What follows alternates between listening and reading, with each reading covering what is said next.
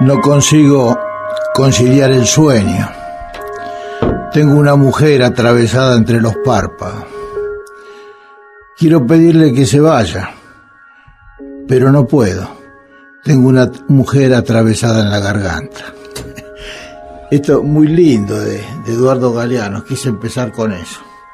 Una pequeña poesía, una picadita antes de la cena, digamos, una cosa así.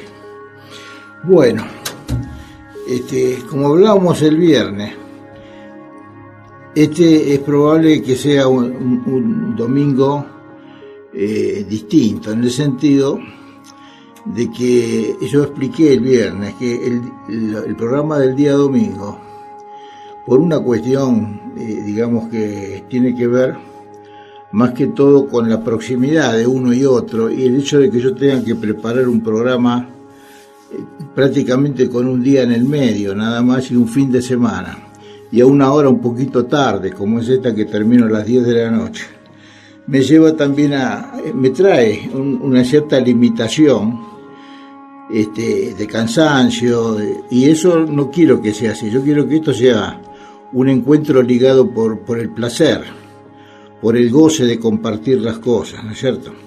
Y entonces se me ocurrió que podía tener un doble efecto esto, porque, por ejemplo, la idea sería continuar el domingo, pero con una repetición del programa del día viernes. O sea, voy a tener un programa en vivo, que va a ser el viernes a las 18 como siempre, ¿no? Esa mesa infinita del café que nos sentamos todos ahí. Y esta de la intimidad, de la sobremesa nocturna y todo eso, va a ser la repetición de la otra. ¿Qué ventaja tiene? Bueno, la ventaja es que en el programa de los viernes a las 18, hace mucho tiempo que me dicen gente que no puede escucharlo porque a las 18 horas está trabajando, está en la oficina o está viajando en un colectivo, y entonces lo tienen que escuchar a las 2 de la mañana cuando se hacen todas las repeticiones. Entonces me pareció interesante que supieran que el que no puede escucharlo a las 18 del viernes lo va a escuchar seguro. Me cuesta mucho decir seguro, ¿no? Porque usted sabe que a Seguro no solo lo llevaron preso, sino que ya tiene cadena perpetua. Bueno, pero de todas maneras, vamos a suponer que no lo pudieron escuchar, como pasa muchas veces, y entonces a las 21 del domingo tienen la otra opción. Con respecto a intervenir en el programa, hacer preguntas y compartir, claro, no va a ser lo mismo, pero el viernes sí lo pueden hacer, y el domingo también lo pueden hacer. O sea, dejar la pregunta con el teléfono, lo que sea, y entonces yo después me comunico. Y entonces se da la posibilidad de la comunicación, ¿no? Si no lo dejan dicho acá, y va a estar Malu acá, que está a cargo prácticamente de Radio Dakota a la noche, y entonces ella va a tomar nota y me lo va a pasar, así que va a ser así la cosa. Ahora, eso es una ventaja, me parece. Por un lado yo lo necesito, realmente el hecho de que sea todos los domingos a las 21 después de un viernes, y entonces el fin de semana me queda muy, muy apretado todo, y prefiero hacerlo con gusto. Ustedes saben que este programa yo disfruto con esto, entonces quiero que siga siendo esa característica, siga teniendo esa característica. Bueno, eso por un lado. Así que es probable que a partir de abril, del domingo que viene, siga estando con ustedes, y con la posibilidad esa que dijimos recién, ¿no es cierto? Bueno, empecé con eso de Galeano porque me gustó, tenía ganas, eso es lo principal. Después me pareció un tema interesante también, ¿no? Como el pensamiento, esa mujer entre los párpados o en la garganta, como el pensamiento nos saca de la vivencia, nos domina, la mente empieza a funcionar y de repente como una gran nube cubre todo, y nos olvidamos capaz que tenemos al lado algo fantástico, y no lo vemos porque estamos con la mente puesta en otro lado. Muchas veces pasa eso. Yo siempre pienso o comento a veces un chiste que se me ocurrió una vez, una persona que está esperando un colectivo en la parada y se pone a pensar, a ver lo que tendría que hacer y qué sé yo, y bueno, y mientras tanto pasan los colectivos, y él no los ve porque está pensando, y entonces es algo así más o menos la cosa. Hoy quería empezar con un digamos, escritor, humorista, filósofo, que muchas veces yo lo cito, lo traigo, ¿no? Que es Wimpy, famoso humorista y uruguayo, hacía todos los guiones de la mayoría de los cómicos argentinos y artistas. Y quería empezar con un pequeño artículo de él que tiene una hoja y media, pero que me gusta mucho. Dice: uno a veces se para en las vidrieras de la juguetería, como decía, esto está escrito hace unos años porque él falleció. Wimpy es un personaje ahora tenemos que decir del siglo pasado, del 1900, de la década del 60 por ahí, que eran famosos sus programas de radio, ¿no? Se llamaba Ventana a la Calle. Bueno, y entonces esos programas fueron hechos después armados en libros, y bueno, entonces él habla en ese caso de las vidrieras de la juguetería de esa época, donde había unos muñequitos que se vendían, que eran de base redonda, o sea, tenían como una panza abajo, redonda, una esfera abajo, y eso lo sostenía, ¿no es cierto?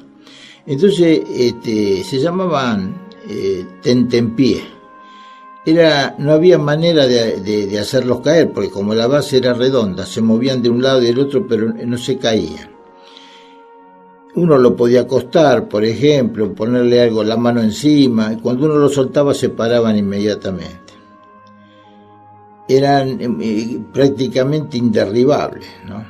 Entonces el psicólogo Wilhelm Steckel, que era de vienés, un psicólogo vienés de la línea de Freud, ¿no? Contaba una anécdota de sus días de niño y cuenta, ¿no?, que un día un tío le llevó uno de esos muñequitos y él quedó intrigado, pues claro, ¿cómo hacía que no había forma de tirarlo? Siempre se paraban de nuevo. Y entonces, ¿qué hizo? Los ponía de todas las formas y se paraban enseguida. Entonces, pasó lo que tenía que pasar. Agarró un cuchillo y se puso a abrir uno de los muñecos para descubrir por qué pasaba eso. Siempre, a ver, entonces dice, claro, ¿qué hizo con él? Siempre pasa eso, ¿no?, con los chicos, porque quieren investigar, buscar, ¿no? Y entonces abrió el muñequito con el cuchillo y dentro se encontró en la base con una pequeña bola de plomo, que es la que hace que esos juguetes mantengan siempre su posición vertical, por el peso. Después de haberle sacado la bola de plomo de dentro, el muñequito ya no se paró más. El muñequito estaba muerto. La hermana mayor del niño, cuando vio lo que había hecho, le dijo: ¿ves? Ahora ya no se va a volver a parar más porque tú le has robado el alma. De la misma manera que el centro de gravedad de los muñecos tentempié está en la bola de plomo de su base, hay un centro de gravedad en el alma del hombre, ubicado en un sitio adecuado, en un lugar preciso de su intimidad, de su mismidad. Y quienes tienen ahí ese centro de gravedad son tan inderribables como los juguetes del curioso niño de la anécdota. Es el hombre que lucha, como en el verso de Almafuerte, si 500 veces se cae, otras 500 veces se levanta. Es el hombre que enfrenta, el hombre que lucha, el que siempre le nace en el pecho el paso que ha de darse adelante de la última huella. En cambio, el débil, el que no tiene la confianza, porque la desconfianza y el pesimismo y el derrotismo son las defensas de los débiles, los disfraces del miedo. Mucho se ha observado ya esta nerviosidad en nuestra época, y el tipo opina que no es feliz porque está nervioso. Y ocurre generalmente al revés. está nervioso porque no es feliz. Porque él cree que la felicidad es una meta, es un fin. Y la felicidad no es ninguna meta, no es un lugar donde uno va a llegar a ser feliz. Es un camino. No se va a llegar a ser feliz, se va siendo feliz. Cuando se puede, obviamente, ¿no? Y entonces, como que todos nos pasa eso, ¿no es cierto? Se nos ha concedido la posibilidad de luchar, y entonces tenemos que tener en cuenta esto que estamos diciendo. En vez de buscar su eje, su centro en el alma, muchas veces nos pasamos comparándonos con los otros, y siempre le parece poco a uno, ¿no? No se da cuenta el hombre muchas veces que descender hasta el pequeño milagro, dice Wimpy, el de una paloma, el de una rosa, el de un perdón, el de una mano, el de una sonrisa. Qué lástima que no se encuentren a mano esos muñequitos tentempié, porque todos tendríamos que tener uno en casa para que nos enseñara a pararnos. Eso dice Wimpy. Me gusta mucho este artículo, que es pequeño, pero que es muy ilustrativo y que tiene que ver con las cosas. Muchas veces usamos el camino más cómodo, que es buscar el tema, el conflicto, el problema, digamos, y siempre fuera de nosotros mismos. A veces en circunstancias de la vida y otras veces en personajes, en personas. Bueno. El otro tema qué sé yo. Una de las cosas que quería comentar también es como que frente a esa circunstancia que tenemos, ¿no? Que muchas veces nos sentimos, el peso sería la responsabilidad, como era aquel libro, La insoportable levedad del ser, ¿se acuerdan? De Milan Kundera, que era el hombre que estaba así como flotando, siempre como que las cosas le iban pasando, le iban sucediendo, pero él no tenía nada que ver, ¿no? Entonces esa forma de vivir así, ¿no? Sin peso, sin protagonismos, sin involucrarse en las cosas. No, tiene que haber una bola de plomo, tiene que haber un peso dentro de uno mismo. Sí, las cosas que se dicen tienen que ser y tienen la responsabilidad de concretarse, ¿no es cierto? Pero bueno, hemos sido criados no para ser así, con esa fuerza, sino muchas veces con miedo. El miedo es el argumento que más nos ha desdoblado de alguna manera, nos obliga a ser de una manera para quedar bien, para poder desenvolvernos en la sociedad y en las cosas. Y la verdadera esencia de nosotros, esa queda adentro, queda sin salir, digamos, ¿no? Es como si fuera una obra de teatro donde somos el personaje más que la persona. O sea, termina la función, hicimos un buen personaje, que nos permite, nos aplauden y qué sé yo y todo. Termina la función, decía, y cuando nos vamos, no volvemos a ser la persona, seguimos siendo el personaje. Nos dividimos, nos disociamos. Es así. Tenemos que acomodarnos a todas las cosas que nos fueron los mandatos, ¿no es cierto? Esos conceptos familiares y sociales que muchas veces no nos dejan ser nosotros mismos, ¿no? No nos dejan, nos ponen dificultades. Pero por eso está el tema de darse cuenta de eso, ¿no? Nos transformamos esos mandatos, esas maneras de pensar que venían de la familia, todo eso en creencias.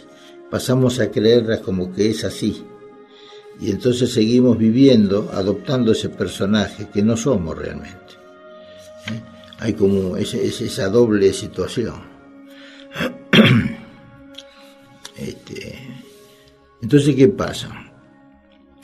Volviendo, el viernes pasado hice un comentario muy interesante sobre el terapeuta paulista, ¿no? Roberto Freire, que yo muchas de sus enfoques Coincidimos muchísimo. Los dos hacemos, yo por lo menos hago terapia gestáltica como hace él, pero con una idea y con un planteo muy interesante, ¿no? De que la base o el camino real de la terapia es aquel que nos lleva a encontrarnos con nosotros mismos,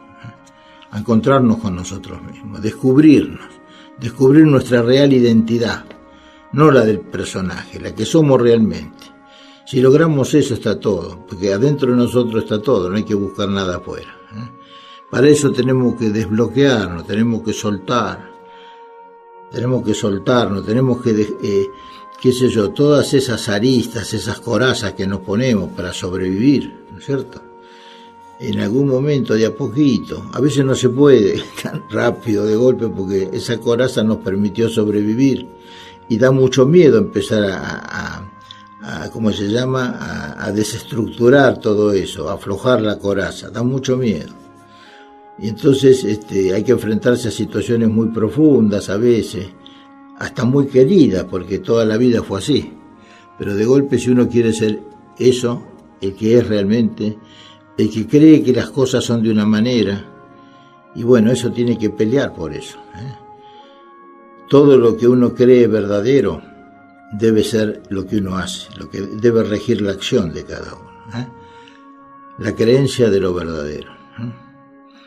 Pero no es así, ustedes saben perfectamente que en todos lados, ¿no? A nivel de trabajo, familiar, en las parejas, en todo, en el desarrollo social, en todos lados, somos de una manera y entonces no es, a veces en muy raros casos es coherente eso, lo que somos es realmente los sentimientos, nuestro pensamiento, es eso, es lo que decimos. Pero la mayoría de las veces estamos disociados. Entonces dice Freire, es también un artículo chiquito, pero que así como el otro día hablábamos de la importancia del amor original en relación al amor oficial, dice Freire, ¿no? Que es el que debe ser, el normal, el que tiene fecha en el almanaque, el que dura para siempre, el que no tiene... eso, ese sería como un mito que se da en alguna oportunidad, pero la mayoría de las veces es un mito, o sea, no es la realidad. Sostener eso es muy difícil a veces, lleva a veces a situaciones muy, muy dolorosas o a convivencias que son muy destructivas en todo sentido. Entonces poder transformarlo eso de otra manera, y ese sería el amor original, el que siempre se va creando, el que nunca es igual a otro. Ese que es auténticamente un sentimiento real y de libertad hacia uno y hacia el otro, ¿no es cierto? Libertad en el buen sentido, de no posesión, de no posesión. Bueno, entonces dice Freire que él, por lo que ha... Lo voy a leer, es un trozo muy pequeño y vamos a parar, pero quiero leer esto para que ustedes se queden pensando esta situación y que opinen, como dije la vez pasada, que ustedes den opinión de lo que sienten con respecto a esto, si les llega y de qué manera y si tiene algo que ver con ustedes. Entonces dice, con respecto al desbloqueo y a lo que va haciendo, ¿no? Dice, por lo que estoy acostumbrado a observar, dice, en mis pacientes, cuando realizo el trabajo y confronto siempre esos aspectos, encuentro esto, dice, primero, yo siempre supe lo que realmente soy. Segundo, pero yo no puedo ser lo que realmente soy. Yo no puedo ser lo que realmente soy porque yo no quiero ser lo que realmente soy. Y yo no quiero ser lo que realmente soy, porque siendo lo que realmente soy, yo no realizaría lo que los demás o yo mismo esperaba de mí.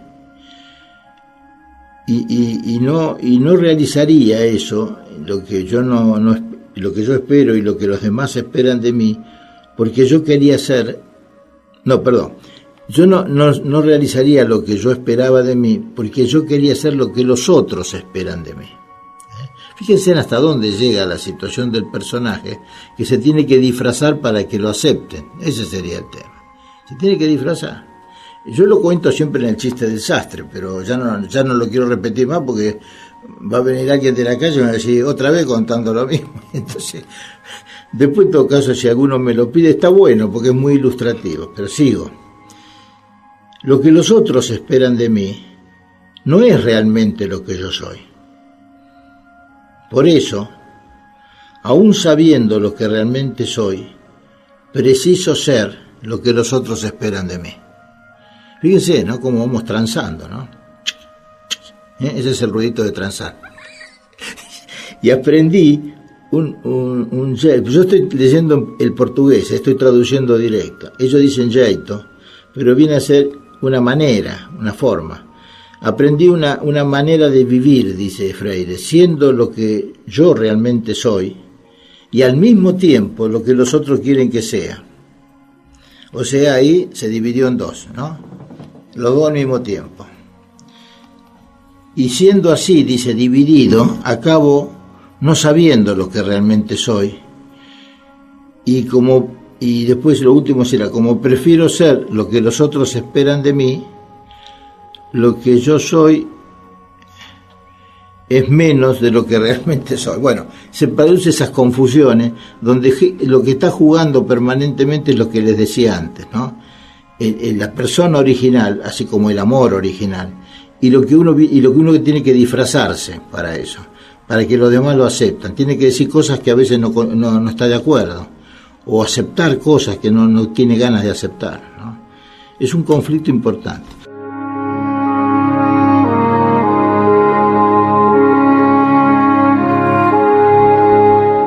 Bueno, continuando, siendo, viviendo, amando, todo tiene que ser así en gerundio.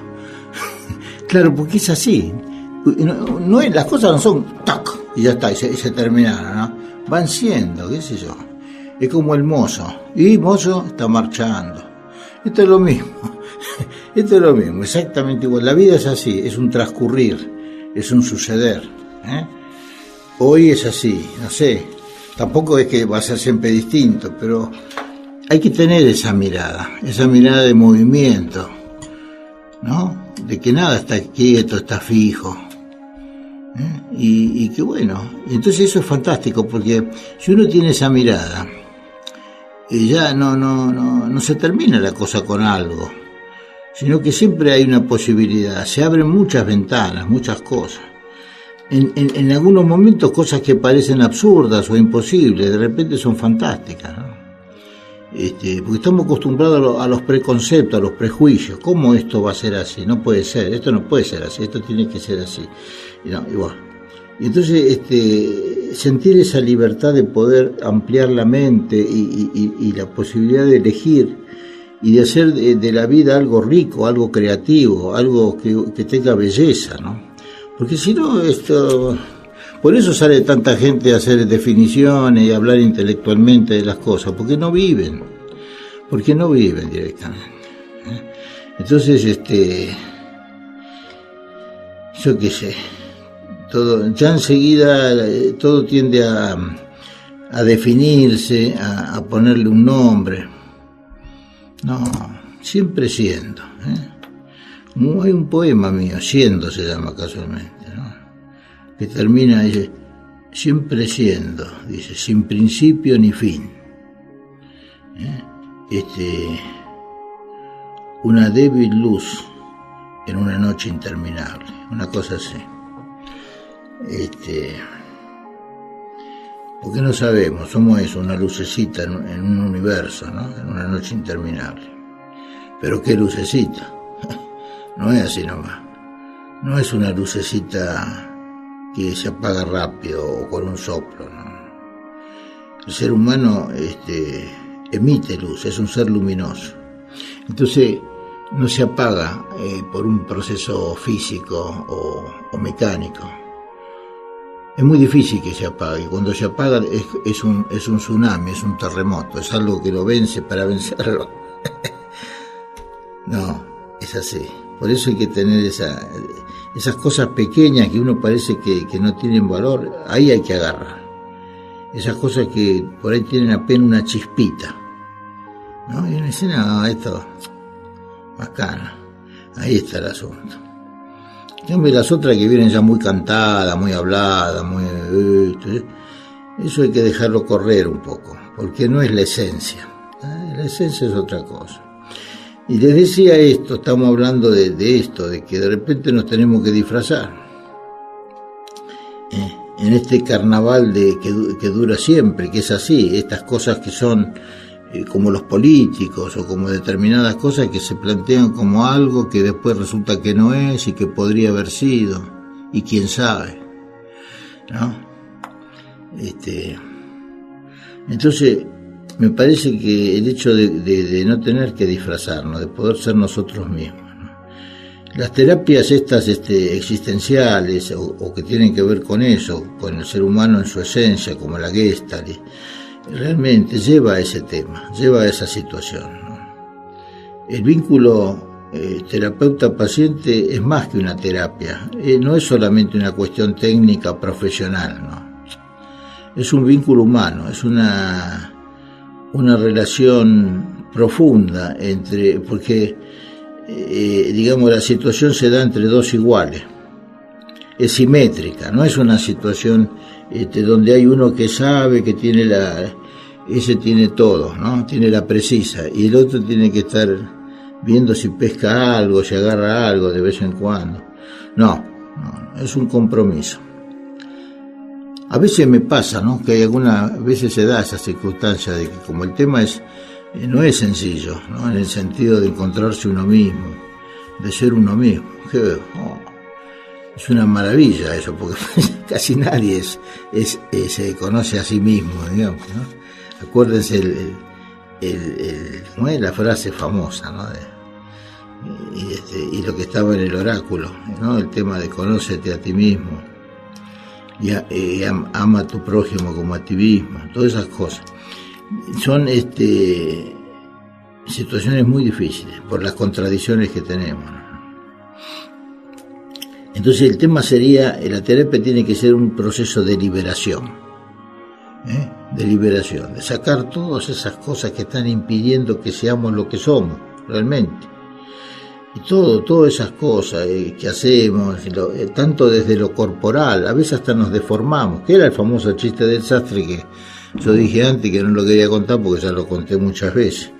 Pero es eso, es como una deformación que uno hace para quedar bien, y entonces vamos teniendo contracturas, tensiones, caminamos distinto, a veces no nos animamos, no tenemos la valentía de apoyar bien los pies y caminar con energía, con fuerza.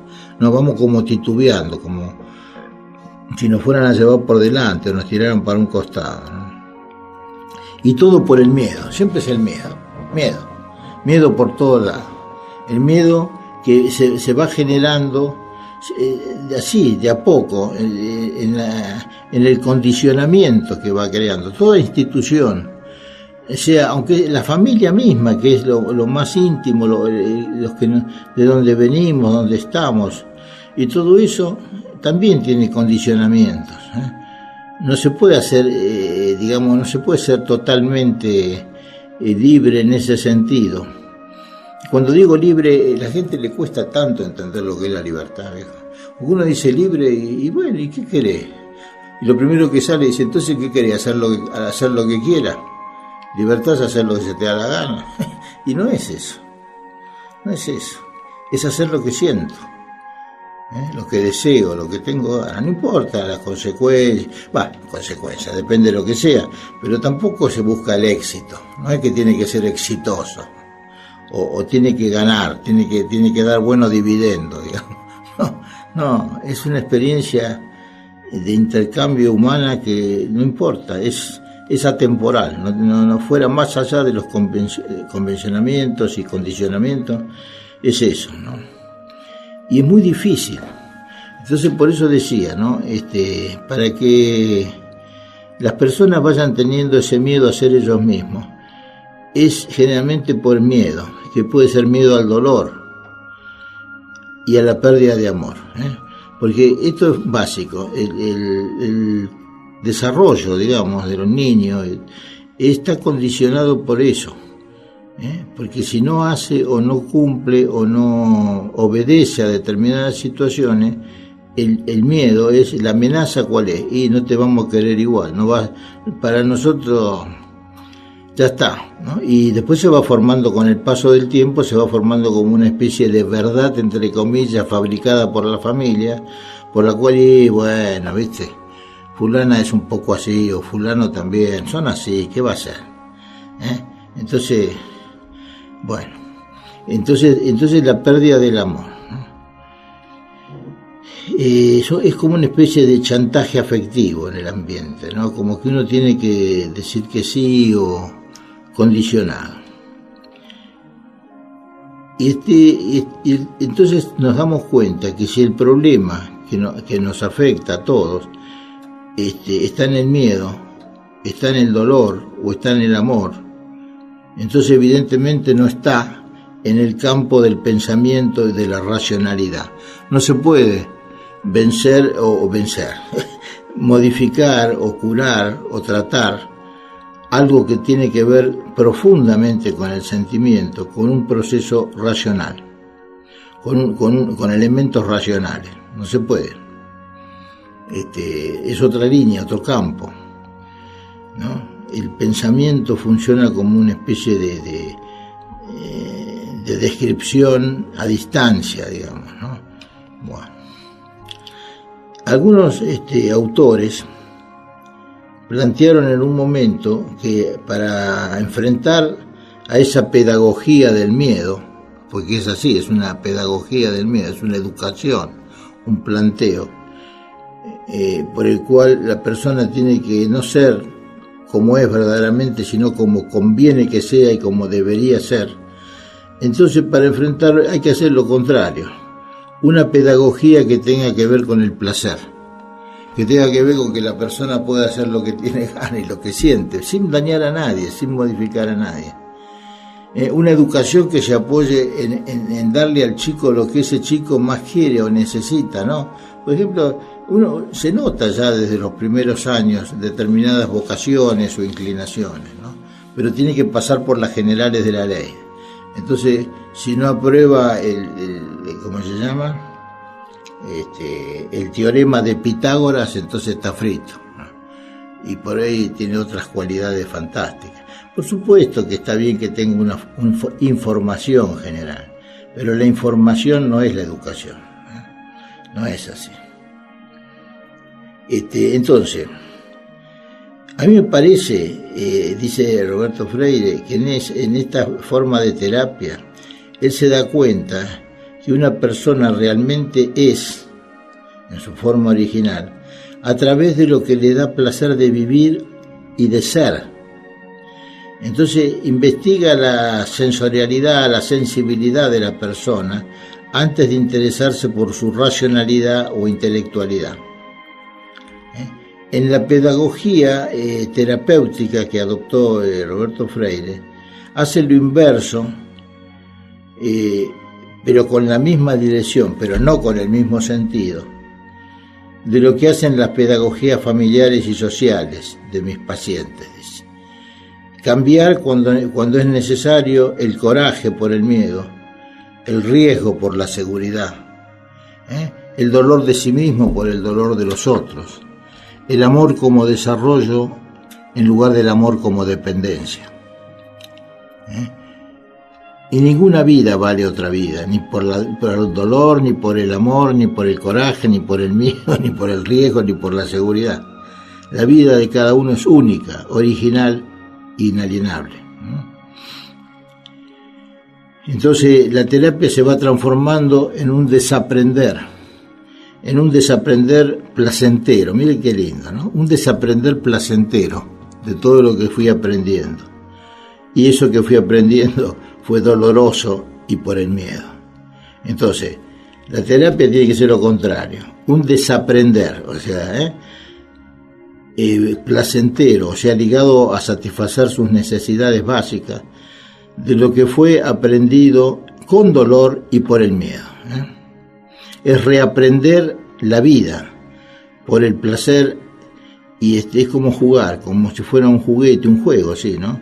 Por eso nosotros ya nacemos sabiendo más que lo que nos enseñan, decía, ¿no? Y en fin, la terapia así entendida, dice Roberto Freire, lleva ventaja, porque remamos a favor de la corriente. Entonces vamos directo a nuestra persona original. Esa persona original que no es ni buena ni mala, ni tiene certeza ni está errada. Es solo lo que ella es, apenas lo que ella puede ser. Me parece muy lindo todo esto, entonces por eso quería traerlo. Y bueno, vamos recién la persona que llamó por teléfono, está bien, ella tiene esa característica, me parece bien de insistir así, ¿no? A mí me pasa, yo tengo mi defecto también, no se vayan a creer. A mí cuando me insisten mucho, no me gusta tanto. Pero bueno, pero ¿qué va a hacer? Yo creo que hay que confiar en la palabra. Si yo digo, bueno, por eso, quédense tranquilos. Yo sé, y lo que dice la señora que dijo que era la emergente. Ella se asignó como emergente de todos los que me han llamado. Y yo no es que soy una persona que no contesto. No me gusta contestar lo mismo, porque ahora si contesto tengo que decir, bueno, va a ser después de Semana Santa, la fecha la voy a confirmar. Entonces prefiero esperar un poco en el sentido de darle algo concreto. Pero también es verdad a lo mejor lo que ella dice en parte, hay mucha expectativa. Y si yo no hablo, la gente pierde un poco también el entusiasmo. Entonces, igual voy a dar una llamadita, una refrescada de conceptos a todas las personas que me han llamado, es verdad eso. Acá, no sé si ya faltan unos minutos, si alguno quiere hacer una pregunta o no, o hacer un comentario directamente sobre esto que estuvimos hablando hoy, que me parece muy importante, ¿no? Las características de la terapia, ¿no es cierto? Que no es lo habitual, esta no es una terapia común, adaptativa, para que la persona siga tirando, ¿no? Con las mismas cosas, pero ya lo sabe, ¿no? Como el chiste ese, ¿se acuerdan? Que tenía un problema y el otro le aconseja, ¿no? Que vaya, no, creo que era así, creo que tenía un problema cuando se reía se ponía medio incómodo y tenía dificultades después digestivas. Entonces le dice que vaya al gastroenterólogo o algo así. Y un amigo, ¿no? Y el tipo se encuentra, bueno, el chiste es viejo. Entonces dice, ¿y qué hiciste? Y fui al psicólogo, como vos me dijiste. Y ahora estoy igual, pero no me hago más problema. Entonces, eso, reemplazamos con una explicación, se transforma en algo racional. Yo ya sé por qué es esto, porque mi vieja, bla, bla, o el otro, el abuelo. No, nosotros somos los responsables de nosotros mismos, que vieja y que abuelo y que nadie. Uno tiene la posibilidad de cambiar, únicamente uno. Y hay que hacerlo eso, y eso se hace enfrentando la situación, charlándolo, sintiendo que uno se puede en un momento abrirse, abrir esa coraza. Ese es el tema. Bueno, acá estamos así sobre la hora, pero el número es 4, para los que no saben, 866-0900. Y yo lo que le dejé dicho a las señoras es que si bien no tengo fechas exactas para algunas reuniones, está abierta la inscripción. Eso sí lo pueden hacer las personas que quieran participar de algunos grupos, ya ir inscribiéndose, no esperar a la fecha, porque ese sería un poco el tema, está abierto eso. Entonces partimos de ahí. Bueno, tendríamos así hoy alguna posibilidad de un poema o de alguna cosa, ¿no es cierto?, como hacemos siempre, ¿no? Y entonces hoy no traje material, digamos, de autores o de poetas que yo muchas veces traigo, ¿no es cierto?, de Mario Benedetti, de Neruda, todo eso. Por ahí les puedo dar alguna mía. Por ejemplo, uno chiquito, vamos a poner, presencia ausente, se llama, y trata de reflejar cuando uno siente la ausencia de alguien que uno aprecia, lo que sea, y no lo conforman las explicaciones. Lo único que puede resolver la ausencia es la presencia, ¿no? Entonces, el poema dice: si el presentir se tradujera, si el esperar se graficara, si el anhelar tuviera idioma, sería tu presencia aquella forma final que sin palabras resume el presente de tu ausencia. Se los dejo, es un postrecito chiquito. Bueno, un abrazo, chao.